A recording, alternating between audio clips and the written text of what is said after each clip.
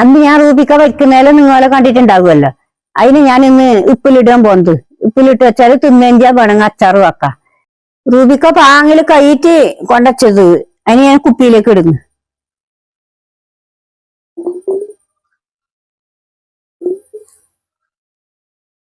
ഇത് കേറിയിട്ട് പറിച്ചതുകൊണ്ട് നിലത്ത് വീണിട്ടൊന്നുമില്ല, അങ്ങനെ ഒന്നും ഉടഞ്ഞിട്ടൊന്നുമില്ല, നല്ല നേരെ ഉണ്ടല്ലോ.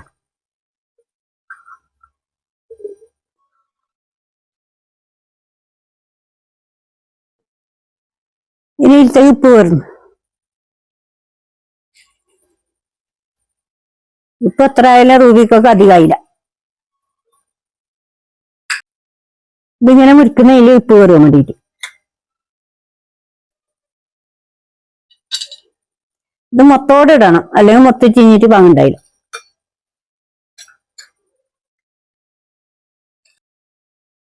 ഇത് പഴുത്ത കാന്താരി ഇടുന്നത്, ആ ചെറിയ കാന്താരി. ഇത് ചൂടുവെള്ളം തിളപ്പിച്ചിട്ട് വെച്ചത്, അതിനെ അതിലത്തെ കൂട്ടുന്നത്. ഇത് വിനാഗിരി വെള്ളം ഇതിലത്തെ ഒഴിക്കുന്നത്.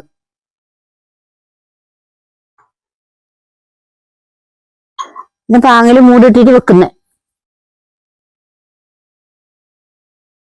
ഇനി മൂടിട്ട് വെച്ച ഒരാഴ്ച കഴിഞ്ഞിട്ട് എടുക്കുന്നു.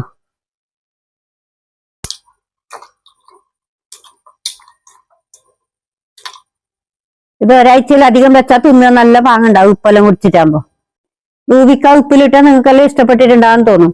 അടുത്ത ദിവസം പുതിയ വിശേഷമായി കാണാം.